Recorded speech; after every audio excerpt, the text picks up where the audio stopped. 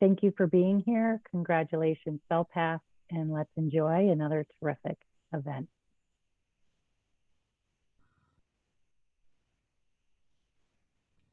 Thank you, Ms. Amber.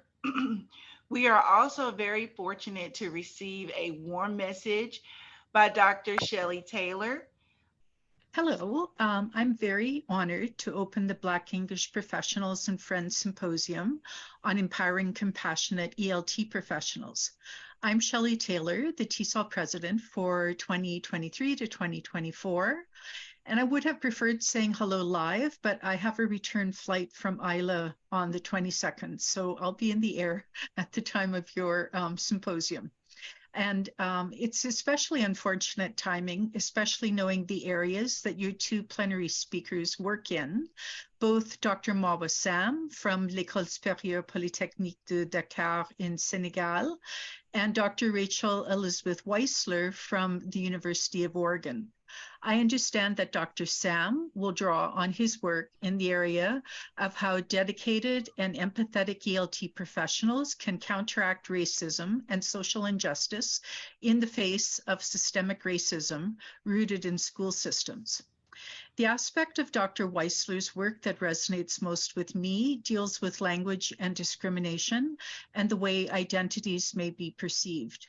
My interest began in earnest in these areas when I conducted an 18-month-long ethnography in Denmark for my doctorate under the guidance of Tove Skutneb-Kangus and Robert Philipson many years ago. The study involved ethnic Turkish and Kurdish children schooled in a bilingual bicultural program, and it was really a portrait in discrimination.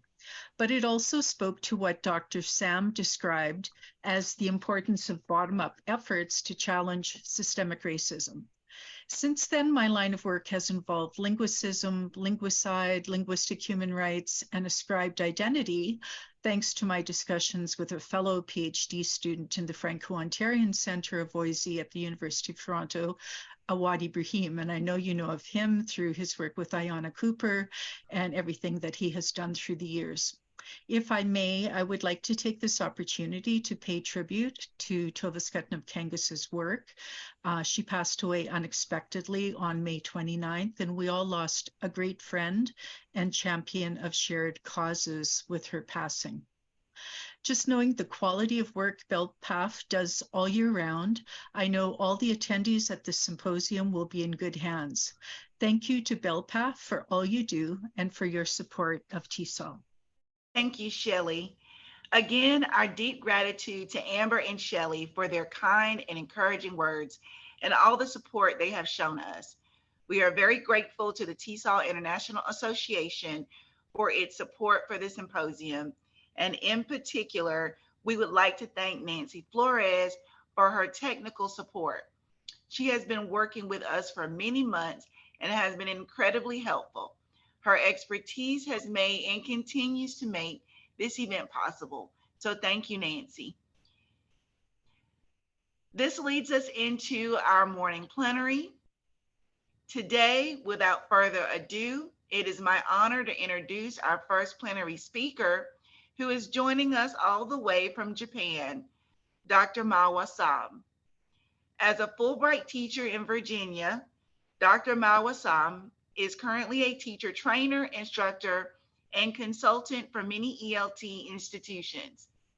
He is currently a coordinator of the Lauder Institute Immersion Program and instructor at École Supérieure Polytechnique de Dakar.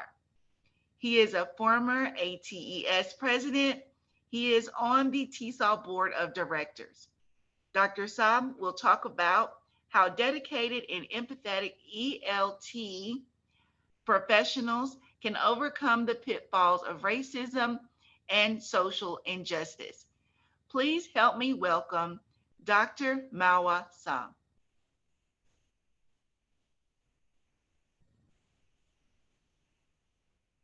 Hello, everyone. Good morning. Good morning. Good morning. Thanks a lot to BELPAF through Lavette, who first approached me during TESOL convention in Portland. And thanks also to all my colleagues and Francophone President Shelley, our Executive Director Amber, and all the board members who are here today. And merci beaucoup. And because this is my official language, and I'm really thrilled and honored to deliver these keynotes, which I believe will pave the way to all the upcoming presentations in the day. I live in Africa, particularly West Africa, which is on the West Coast. And as you can see from the first slide, you can see here students who are sitting in trees. And this is something very unusual for mostly people who live in America. And my topic today is how dedicated and empathetic ELT professionals can overcome the pitfalls of racism and social injustice. Why this topic? You know, actually, I strongly believe that there is something to be done to redress all the injustices, stigma, prejudices, etc., existing not only in the United States, but in the entire world. To me, with dedication, you know, and we want all to put all our heart in this topic to make sure that people and things can move forward, right? Because to me, with dedication, empathy, and compassion, ELT professionals can play a key role in this fight, which goes beyond the classroom. First of all, I would like then this is my plan for the day. And I could say that the purpose of this talk is to diagnose the hurdles preventing students from great performances, specifically in racist environments, and mostly classrooms lacking access, equity, and justice. Then the talk offers some ways to cope with all the obstacles and determine paths ensuring success for the learners thanks to the empathy and compassion of dedicated ELT professionals. I would like you to have a closer look at these two pictures, and maybe this is a small quiz. If you could try and tell me what these two pictures mean to you. So you have 2 minutes to try and tell me what's going on. Something just came through now. Looks like a teacher is carrying a baby, possibly of one of his students. Another person, Jody, says, beautiful. The teacher has come to class with his child on his back. Thank you. David says a professor is carrying a baby. Interesting. So I think that somebody had it right saying, but it's not the teacher coming to the classroom with his baby, but actually it is a test day. It's in Côte d'Ivoire, Ivory Coast. And on the test day, one student carried a baby, and there was an assessment, and the teacher said that it would be more appropriate if he could help the mother. And it's here, the teacher carrying the baby on his back. You know, I know that in the West, you carry your bags in the front, but in Africa, we carry our babies in the back. So this is just a tradition in Africa to put the babies on our backs. And as the American poet put it, we need to share our similarities and share our differences. To me, this is a big example of empathy and compassion that teachers can show to their students. And I'm not sure we can defeat this great example of empathy and compassion.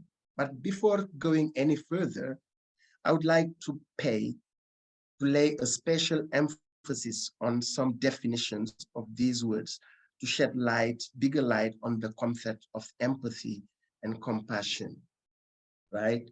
because here, so they're talking about showing sympathy and sadness, you know, physical strength, empathy is a buzzword, which is true because now in most language schools, education, higher education, people put a special emphasis on empathy, which is really going ahead with critical thinking, resilience, intelligibility, compassion, approachability, idea sharing, well-being, authenticity, and respectfulness. Okay. Now, it is really important to pay attention to the education of young people on humane virtues, because it's not only teachers, but we need to transfer this to also to our students, because one of the most crucial social skills for cultivating among students through ELT to me is empathy for sure, right?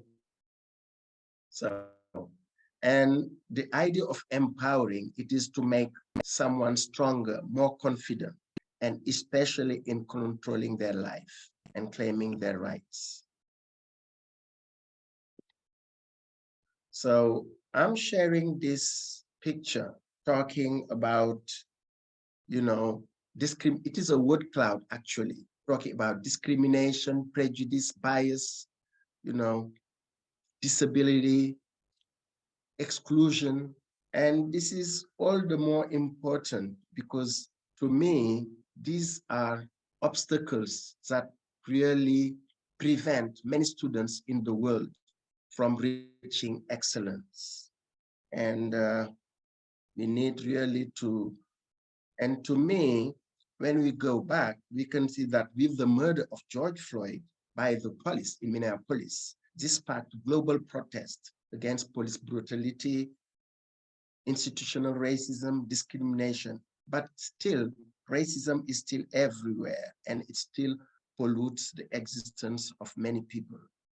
No, that fighting racism is everyone's responsibility. To let injustice, discrimination, oppression, or violence continue without challenge is to be complicit. Everyone in every single field can make a difference. So we must all strive to rid society of racism. Whenever people experience racism, it's a form of social injustice, of course, which is contrary to human rights, equity, participation, and access. And this makes me think of Malcolm X. Malcolm X, being a student, was asked by his teacher, "Who would you like to become?" And the poor little boy, you know, said, "I would like to be a lawyer." And the teacher started laughing at him and told him that you need to think of something reasonable. What was your father's job? And he said, carpenter. So why don't you try and become a carpenter? So, and from that day, this really smashed the life of a small boy. Now, my question is, how many people, how many students in the world have been demotivated, destroyed by their teachers just from not showing empathy and compassion to them? And how many leaders, how many people today who were thought to be dunces have become stars in the face of the world? And this makes me think of some people, you know, like Charles Churchill, Charles Darwin, you know, all these people were thought to have been dunces. And eventually, people realized that these people were geniuses. So what's wrong then? So, and my question is, how much time do we show empathy and compassion to our students to empower them? I have in mind one student coming to high school and walking miles and miles, always coming late. And whenever she came late, we teachers would sanction her until we discovered that she lived far away with no means of transportation to come to school. And the welfare officer later of the school took care of that. And this is really a big problem for us teachers because we need to know our learners first. And if you go to TESOL 6 Ps, I think it shows it very clearly. Know your learners first. And to me, it is something that we really need to work on.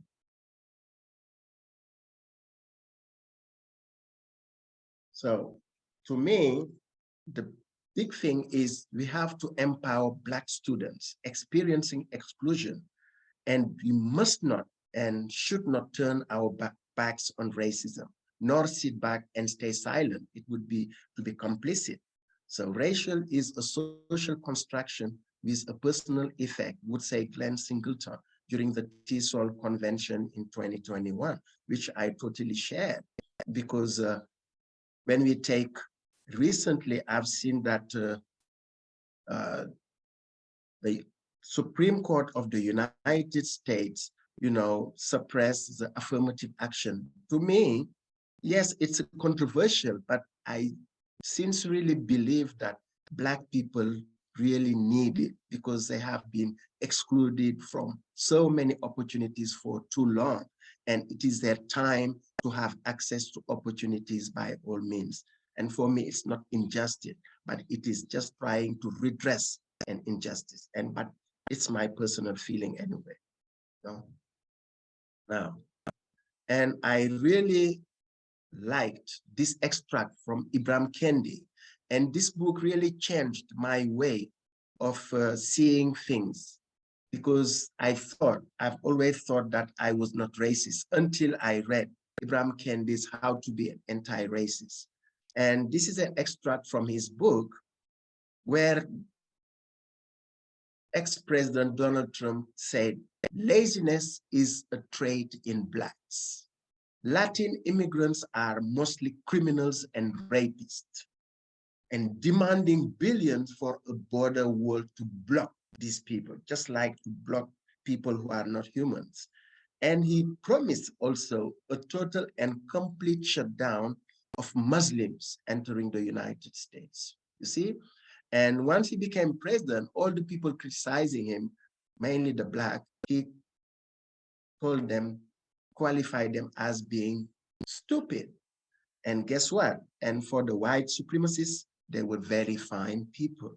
And these are those kinds of hate languages that can really trigger bombs in communities. And we can see it everywhere in the world.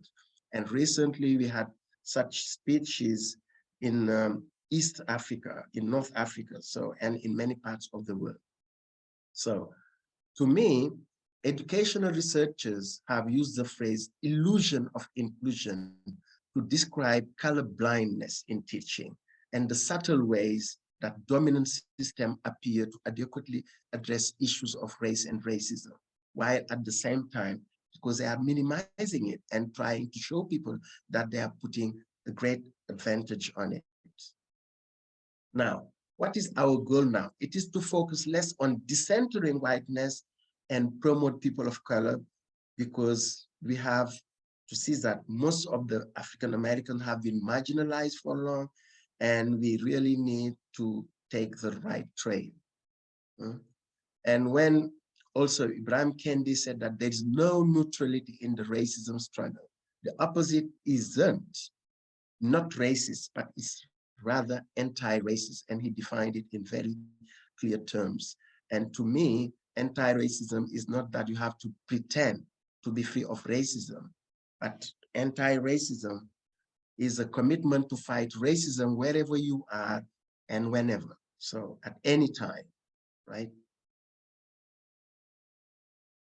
Now, being anti-racist, what is it also? It means acknowledging our shortcomings and setting a new standard for ourselves, our organization, and our industry. It means creating genuine and inclusive working culture, policy, and practice.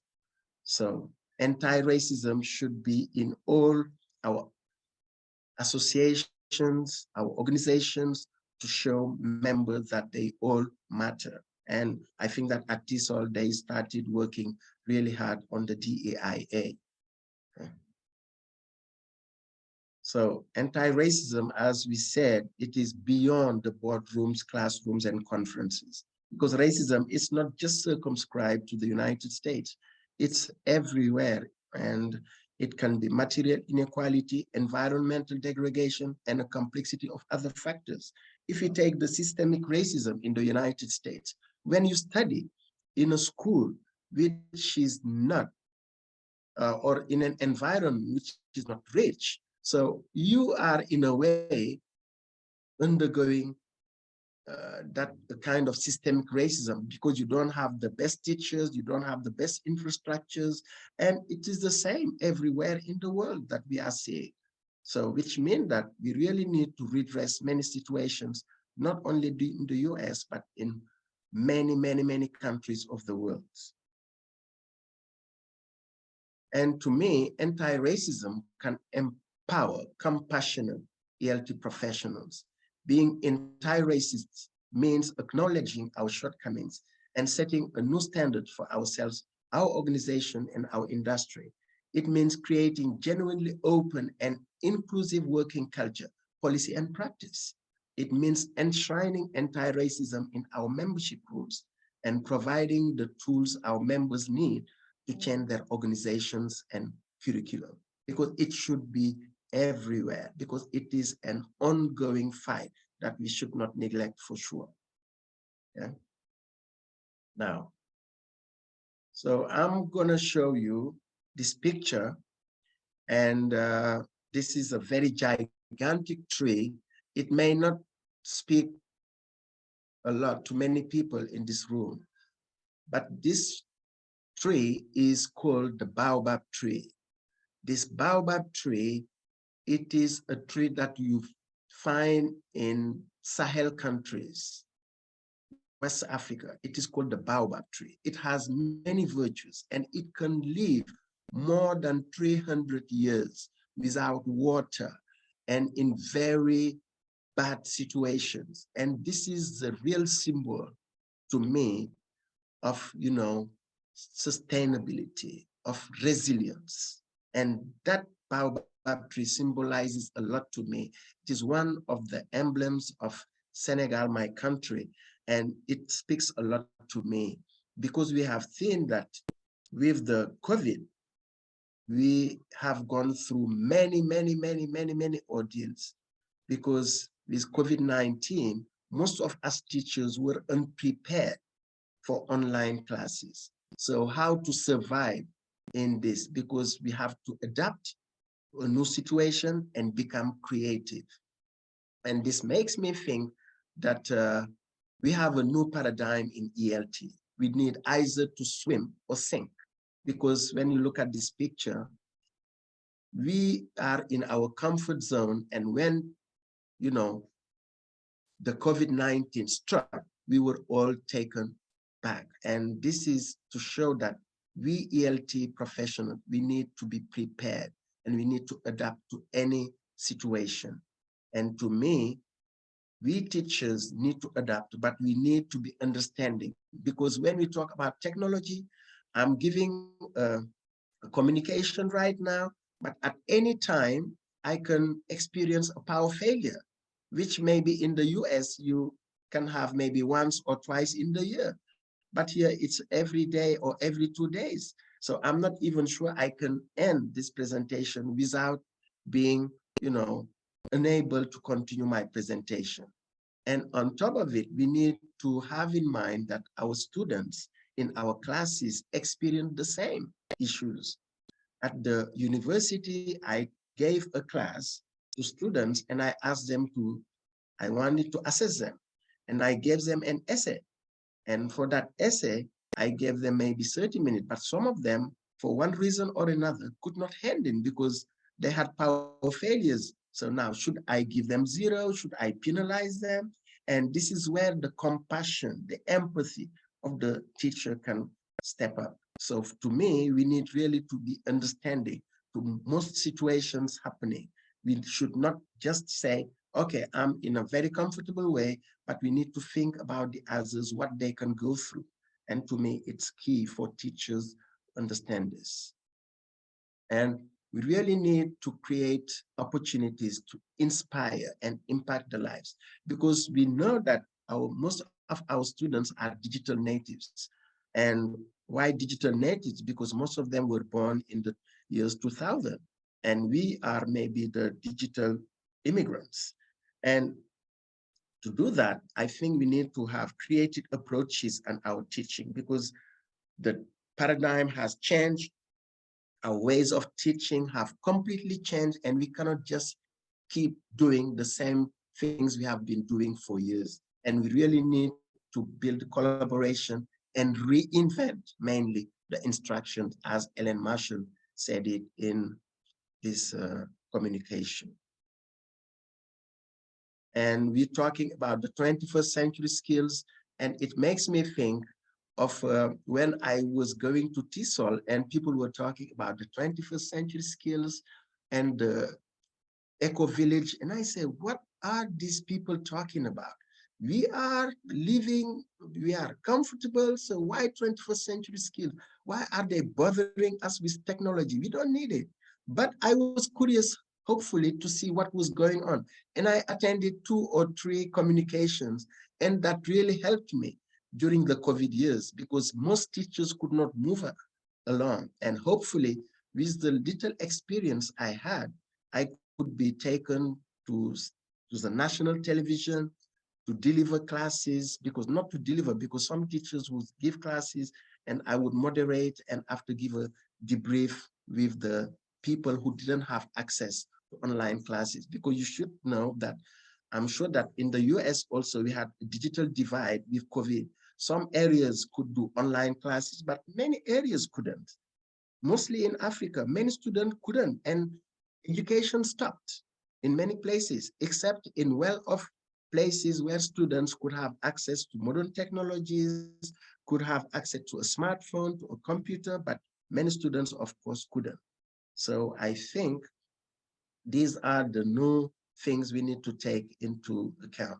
And those 21st century skills are here to prevail. And even if, but we need to know that language is fundamental to all competencies. As David Noonan put it, ELT cannot be disconnected from the world we live in, because we are living in a new form of world and we need to adapt to everything which is going on now. So, and if you look at this picture of that ChatGPT, it was a misadventure I had not long ago. It was just 2 weeks ago. I gave an assessment to my student asking them to write a thank you email to one of their professors who wrote a letter of recommendation for them. And after 1 hour, I received the product of their essays. And guess what? Because they all sent me email in my chat box. And the emails I received, I was so surprised to see 10 or 15 similar emails. And I said, there is something wrong. And then I discovered that they used the ChatGPT to help them write their emails. And what I had to do later on, it is to ask them to rewrite, but this time it was an in-person class and they wrote it on a paper and gave me the product. So just to show you that our world is changing a lot, and we ELT professionals need to change, because if we don't change, either we are going to be fooled or we are not going to be able to follow the trail of modernism. And this is really a big case, because I experienced it 2 weeks ago, and I was really surprised to see that in 20 minutes, they all came up with these wonderful, writings. And the first, second, third present, I said, oh, these students are good. But then when I went through all of them, I said, hey, there is something wrong. All students could not be that good. So this is just to show you that we need really to, because technology is here to prevail and teachers need to have creative approaches. And mostly I teach in a school where students are IT literate because they are doing master in IT. and some of them are doing systems, AI, and I understood why I could not understand what was going on. But this is, we need to create really fertile spaces by leveraging technology, right? Now, the digital divide is here because we have disparities and limiting language policies, technological advance or inadvances, and these practices are here, and we need really to be aware of all that. Now, the ELT reality cannot be disconnected from the realities of the world we live in. As it was said in a seminar I attended, it can be a vehicle for preparing students for today's world. So, and for me, language is fundamental, and we need really to equip our students with all the experience, with all the expertise they need, because the final goal is to empower every student to reach their fullest potential. And now we're talking about power skills. People lately would talk about soft skills, but now people are talking about power skills. And we have collaboration, communication, which are crucial in the complex world we live in. And the community can all make the difference, hopefully. Now, we need to invite students, support students, inspire curiosity, promote active listening, and help students also apply problem-solving skills to really be in line with what is going on in our world. So I have here some tips. Keep in mind to introduce zero tolerance on bullying, harassment, and discrimination of all kinds. Amplify the voices of Black people and people of color in ELT, because racism silences and diminishes their contributions, their perspectives of all people in color. We must counter this with active listening and by amplifying their voices, because we need to have their voices heard, because there are some people who are here, their voices are unheard, and it should be the teacher to transcend themselves and make these voices be heard the entire community, because entire racism reaches beyond the boardrooms. Now, no challenges and opportunities for me. We need to have equal access for all students, and mostly all teachers should be well trained. I'm talking about the training of teachers. It is key. If students know, because when you take today the smartphone, smart TV, smart flush, because even now toilets are smart. If the teachers cannot control these smart things in the world, they will be left behind.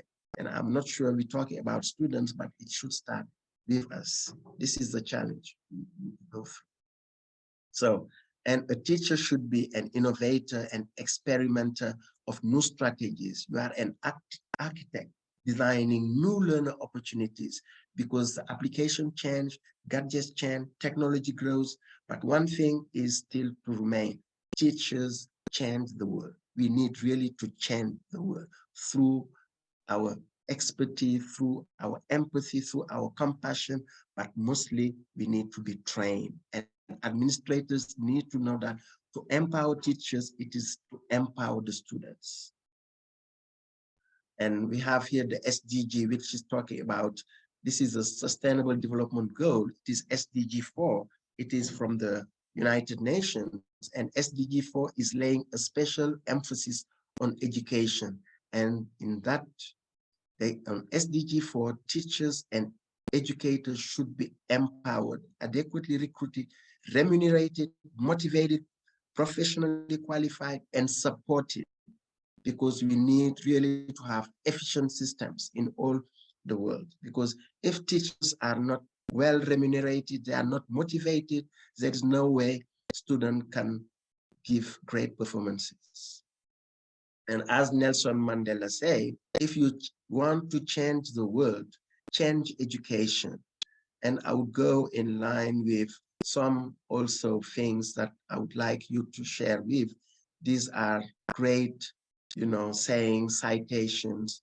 We should feel a little bit like a rookie every year and every time we step into the classroom, you know.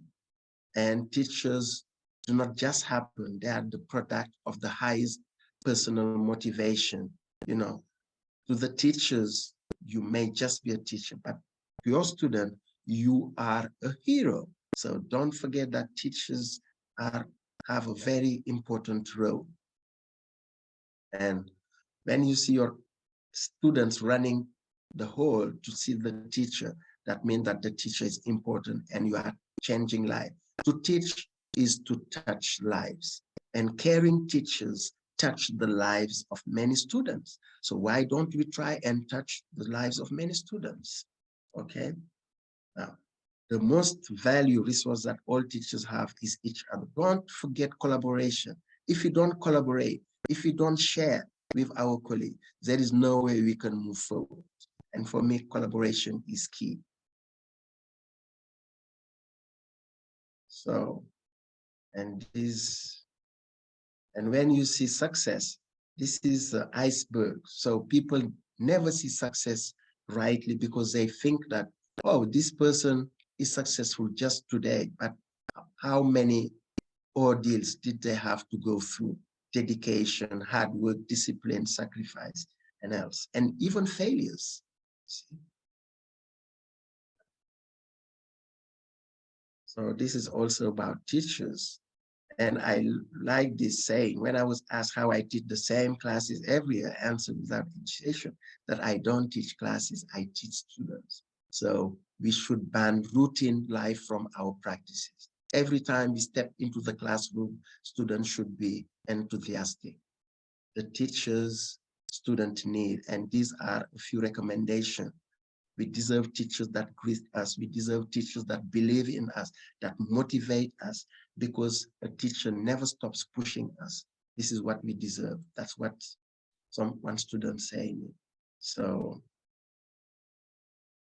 and when we go to TESOL's 6 P's, you know that knowing your students, collaboration, all these are with TESOL. TESOL worked hard to talk about these principles and talking also about empowering people, collaboration. We need to collaborate all the time. Empowered teachers. We need to have empowered teachers at all times, because when we are professionally qualified, we can have great students anytime. So educators also should create classrooms and schools that work for everyone, because no child should be left behind, to me, because when we are teachers, we need to incorporate, we need to have all the students come and see themselves in the project we are helping them build. And having a positive attitude is also very important. And success, it is also about being optimistic.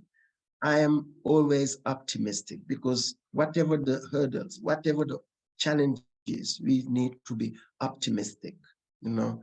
And as Maya Angelou said, you may encounter many defeats, but you must not feel defeated, because you can fall 1,000 times, but you need to get up and continue. And to me, we should never give up the fight. And this image, whatever the obstacle, whatever the ordeals, we must not give up. And this is another saying we have here from Denzel Washington, talking about success. So it's no ease, there's no ease in success. When we succeed in life, it's through imagination, hard work, and commitment, dedication. And this is something that inspired me when I watched this Denzel Washington video after he received a prize, to show people that, you know, success is not something we acquire overnight. It is the fruit of a long, long process, because ease is not important. And he says, let us dream with goals, because he says, if we dream without goals, these are just dreams. But when we dream with goals, then people can understand what the dreams can mean.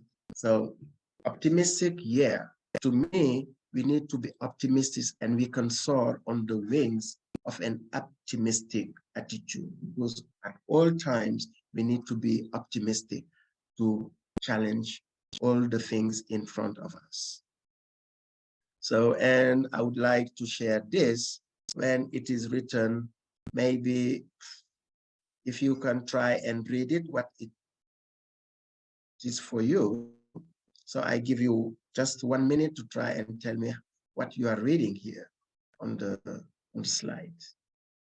Would I have the feedback from the chat? Yes, we have opportunity is now here, nowhere. Opportunity is now here. Yeah. Thank you. So it's right. Some of you, opportunity is now here, and it is here to prevail. Opportunities. Let's take opportunities, because, and to me, empowered teachers empower students. If you are a teacher, you are an innovator. You are an experimenter, trying new strategies. You are an architect, designing new learning opportunities. Apps change, gadgets break, technology grows obsolete. But one thing remains: teachers change the world, and teachers are here to really pave the way for their students. And champion teachers and allow them to become independent. I think it is a plea to administrators, because we need to champion the teachers, empower them, and to have better English learners to thousands of students. Because if teachers are empowered, students are empowered as well. Now, a student-centered environment implies taking into account diverse experiences and background knowledge. So teachers must accept differences and make decisions in the interest of every single learner. Because when we are teaching, we are not teaching one race, we are not teaching one ethnic, we are not teaching one nationality, we are teaching multi-linguistic, multi-ethnic classes. So it's essential to foster understanding, compassion, empathy, communication skill to get a greater sense of responsibility and bring a real value. So my final words are: believe in the power of teachers in order to guide the students to discover their unique talents, passions, and purposes. Because in every student, for sure, there is a talent, but how to trigger that talent, how to make it surface so that we can get the best of it. And a strong mindset could be developed to tackle any problems students might face. Because we teachers, we have a key role, because students spend most of the time with us, and parents, of course, play a key role, but we teachers, we have a greater responsibility, but they spend more time with us than with their parents and relatives. So I think we need really to have this in mind and maybe better our attitudes. And this is my contact information, and it was a great pleasure, and I hope that my speech could really help, BELPAF move forward. And thank you for your attention. Thank you so much. Thank you so much, Dr. Samb. We appreciate you being with us this morning. There are a few takeaways, and then we'll take questions and answers, or we'll do Q&A.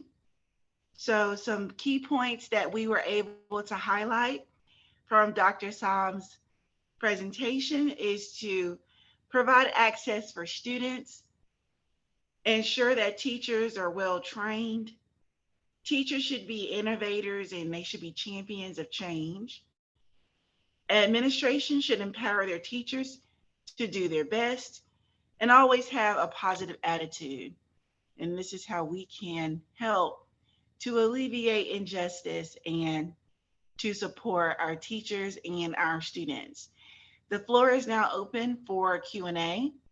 So if you'd like to unmute yourself and present your question, or you can send it in the chat and we will make Dr. Samb aware. The floor is now open.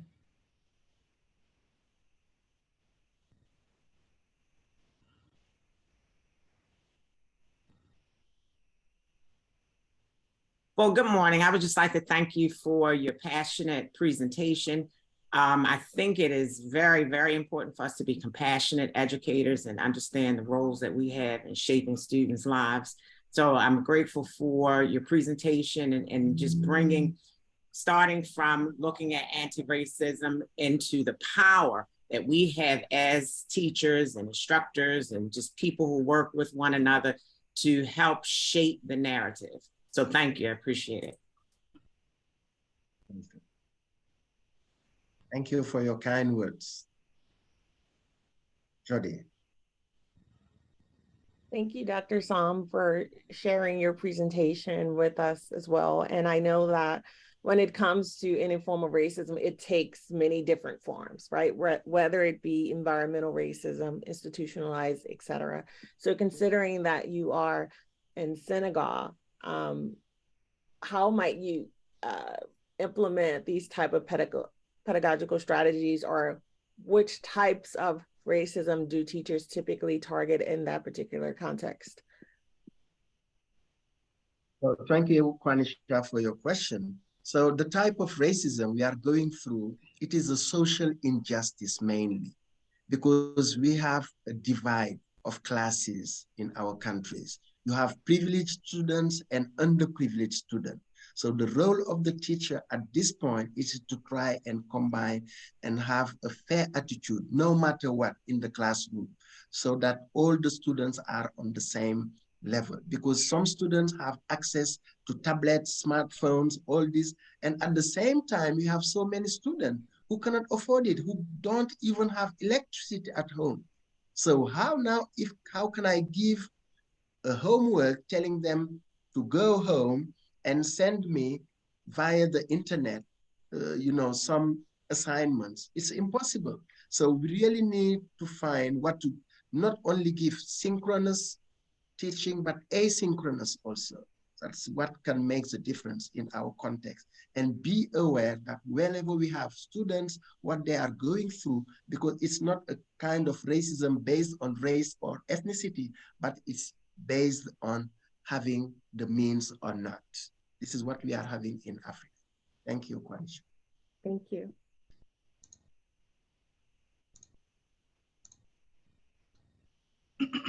Are there any additional questions? Okay. We have a question in the chat. Oh, thank you, Livette. Ciara says thank you, and she would like to know, how should one handle the explicit burden of racial representation when being the only teacher, instructor / professor, etc. of color to a population that has negative views of Black and Brown people? Well, very important question. And this reminds me of my stay when I was at Loudoun County High School in the Fulbright program. And I was only not Black teacher, but Black teacher from Africa. And this is important because people viewed me another way. But at first, even my students would ask me very silly questions as, are you eating dogs in Senegal? Are you having dinner on trees like monkeys? And those kind of prejudices and stigma. But how I helped it, and the fight, it is to go gradually, to show that you are an expert in your field. If you master your topic, if you master your subject, students sooner or later will understand that you are a valuable asset for them. And to me, whatever the color, even if you are in an environment which is hostile, try to be a qualified teacher, try to give an added value to your student. So whatever the hurdles, whatever the challenges, if you are an expert in your field, sooner or later, your students will adopt you. And this is really my feeling. And when I was in Virginia, at the end of my stay, many students of mine wanted to come to Africa for a visit. And while at the beginning, they were just laughing at me with the costumes, as they call them, my boo-boo, they would say, your robe is very weird. But I was laughing, but at the end, they could understand. But it's a long struggle. Yeah. Again, thank you so much, Dr. Samb, for a wonderful talk on overcoming pitfalls of racism and social injustice.